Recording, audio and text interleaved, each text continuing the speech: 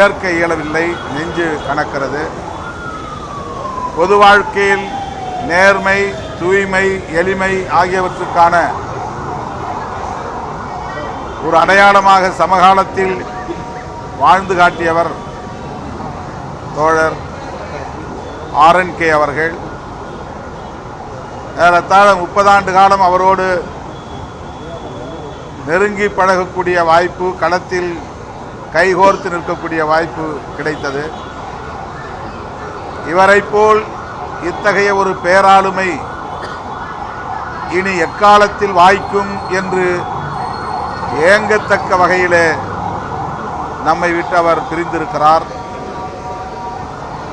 விடுதலை சிறுத்தைகளின் மீது பேரன்பை பொழிந்தவர். தனிப்பட்ட முறையிலே என் மீது மிகுந்த வாஞ்சை கொண்டிருந்தவர், ஊக்கப்படுத்தியவர். அவர் இளைய தலைமுறையினருக்கு ஒரு மகத்தான சான்றாக வாழ்ந்து காட்டிய பெருமைக்குரியவர். அவரால் இன்றைக்கு அரசியல் களத்தில் ஏற்பட்டிருக்கிற வெற்றிடத்தை காலத்தாலும் இட்டு நிரப்ப இயலாது. தமிழ்நாடு முதலமைச்சர் மாண்புமிகு அண்ணன் தளபதி ஸ்டாலின் அவர்கள் அவருக்கு அரசு மரியாதை வழங்கப்படும், செவ்வணக்கம் செலுத்தி வழி அனுப்புவோம் என்று அறிவித்திருப்பது ஆறுதல் அளிக்கிறது.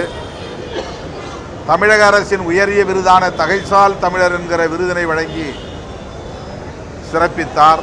அதைப்போல இந்திய ஒன்றிய அரசு அவருடைய ஈகத்தை போற்றும் வகையிலும், விடுதலை போராட்டத்தில் அவர் ஆற்றிய பங்களிப்பை போற்றும் வகையிலும் அவருக்கு பாரத ரத்னா விருது வழங்கி சிறப்பிக்க வேண்டும் என்றும் விடுதலை சிறுத்தைகள் கட்சியின் சார்பில் வேண்டுகோள் விடுக்கிறோம்.